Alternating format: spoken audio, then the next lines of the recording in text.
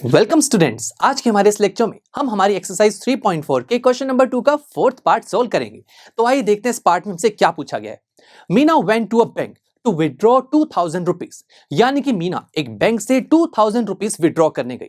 She asked the cashier to give 50 and 100 rupees notes only. Meena got 25 notes at all. यानी कि जब Meena bank में गई ना, तो उसने कैशियर को बोला कि भाई मुझे तो ना 50 और 100 रुपीज के नोट्स ही चाहिए। तो ठीक है, कैशियर ने कहा ठीक है हम दे देते हैं। तो कैशियर ने उसे टोटल 25 नोट्स दिए, जिसमें से कुछ 50 और कुछ 100 रुपीज के नोट्स थे। Find how many notes of 50 and 100 rupees she received. अब हमें बताना है कि उन 25 नोट्स में से कितने 50 के और कितने 100 रुपीज के नोट्स थे। तो बहुत इंटरेस्टिंग क्वेश्चन है, आइए शुरू करते हैं। लेट्स से कि मीना को 50 रुपीज के नोट्स मिले हैं एक्स और 100 रुपीज के नोट्स मिले हैं वाई। हमने लेट कर लिया। अब सबसे पहले हमसे क्या कहा गया था कि मीना जब बैंक में गई तो उसे 2000 रुपीज विड्रॉ करने थे, और उसने कैशियर को क्या बोला कि उसे तो 50 और 100 रुपीज के नोट्स ही चाहिए। अब हमने क्या लेट किया दोस्तों कि उसे 50 रुपीज के एक्स नोट मिले। तो बताइए इस 50 रुपीज के एक्स नोट की टोटल वैल्यू कितनी हो जाएगी? 50x। जैसे कि फॉर एग्जाम्पल मेरे पास 10 रुपीज के 5 नोट्स हैं, तो मेरे पास टोटल मनी कितनी है? 10 multiply 5 that is 50 rupees. Similarly यहां पर भी तो यही है कि मीना को 50 रुपीज के एक्स नोट मिले हैं, तो टोटल मनी कितनी हो जाएगी ऐसे नोट्स की? Yes 50x। सिमिलरली 100 रुपीज के उसको वाई नोट मिले हैं, तो इस 100 रुपीज की टोटल मनी कितनी होगी? Yes 100y। अब 50 और 100 ऐसे नोट्स की जो टोटल मनी है, इसका सम ही तो उसे मिला होगा, दैट इज 2000 रुपीज। यही तो दोस्तों मीना ने बोला था कि उसे 2000 रुपीज के कुछ 50 रुपीज के नोट्स चाहिए और कुछ 100 के। तो देखा 2000 दो चीजों में ही तो डिवाइड हो रहा है, 50 रुपीज के नोट्स और 100 रुपीज के नोट्स। सिंपल।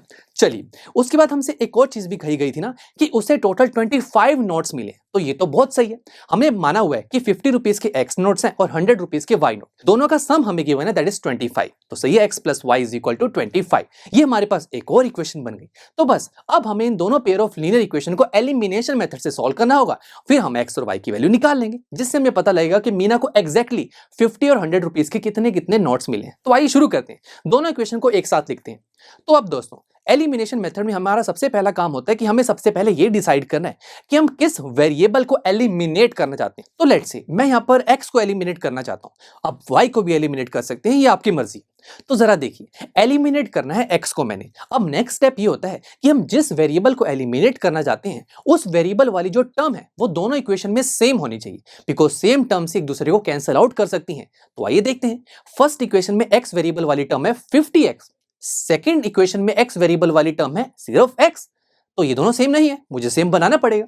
तो देखिए, जो फर्स्ट इक्वेशन में 50x है, इसको x बनाना थोड़ा सा मुश्किल है, बट सेकेंड इक्वेशन में जो x है, इसे 50x बनाना तो बहुत ही आसान है। अगर मैं इस पूरी सेकेंड इक्वेशन को 50 से मल्टीप्लाई कर दूं, तो जब x 50 से मल्टीप्लाई होगा तो बन जाएगा ना 50x। तो ऐसा ही करेंगे, हम हमारी सेकेंड इक्वेशन को 50 से मल्टीप्लाई कर देंगे। तो फिर देखिए दोनों इक्वेशन कैसी हो जाएंगी। फर्स्ट इक्वेशन तो एज इट इज ही रहेगी, सेकेंड इक्वेशन क्या बन जाएगी? 50x plus 50y is equal to 1250। सही है, हमने यहां पर इस इक्वेशन की यानी कि सेकंड इक्वेशन की लेफ्ट हैंड साइड और राइट हैंड साइड को 50 से मल्टीप्लाई किया है। तो देखा दोस्तों, अब यहां पर हम जिस वेरिएबल को यानी कि x को एलिमिनेट करना चाहते थे, उसकी जो टर्म है वो दोनों इक्वेशन में बिल्कुल सेम हो चुकी है। अब आइए एलिमिनेट करते हैं। कैसे करेंगे? अगर मैं दोनों इक्वेशन को ऐड करना चाहूं तो 50x और 50x ऐड होके बन जाएगा 100x। नहीं नहीं, ऐड नहीं करेंगे, बिकॉज ऐड करने से तो ये दोनों कैंसिल तो नहीं हो पा रहे। तो फिर क्या करें? सबट्रैक्ट करके देखते हैं। सबट्रैक्शन से दोस्तों सेकंड इक्वेशन के सामने नेगेटिव साइन आ जाएगा, और ये नेगेटिव साइन सेकंड इक्वेशन के अंदर आने वाली हर एक टर्म के साइन को चेंज कर देगा, कुछ इस तरीके से, यानी कि 50x 50y और 1250 के सामने लगे हुए साइन चेंज हो जाएंगे। तो आइए अब सबट्रैक्शन करते हैं। 50x माइनस 50x, अरे वाह, दोनों same terms but opposite sign किए, कैंसल आउट। और उसके बाद 100y माइनस 50y, ये हो जाएगा 50y।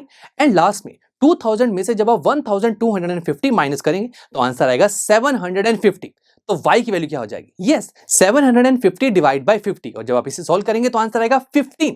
तो देखो y की वैल्यू तो हमारे पास आ गई। अब मुझे x की वैल्यू भी निकालनी है, तो ये तो बहुत सिंपल है। हम हमारी इस y की वैल्यू को फर्स्ट या सेकंड किसी मर्जी इक्वेशन में पुट करेंगे, आपके पास x की वैल्यू आ जाएगी। तो लेट्स से मैं यहां पर हमारी इस y की वैल्यू को सेकंड इक्वेशन में पुट करता हूं। So put the value of y in equation second equation थी x plus Y is equal to 25। तो ये तो बहुत सिंपल है, y की वैल्यू को मैंने 15 पुट किया तो x की वैल्यू आ रही है 10। तो क्या पता लगा यहां से दोस्तों, x की वैल्यू 10 है, y की वैल्यू 15 है। इसका मतलब यह है कि मीना को 50 रुपीज के 10 नोट्स मिले हैं और 100 रुपीज के 15 नोट्स। यही हमें बताना था ना दोस्तों, इंटरेस्टिंग क्वेश्चन था। चलिए मिलते हैं आपसे नेक्स्ट लेक्चर में, जहां पर हम हमारे इस क्वेश्चन 2 का last part that is 5th part उसे सॉल्व करेंगे। So see you there.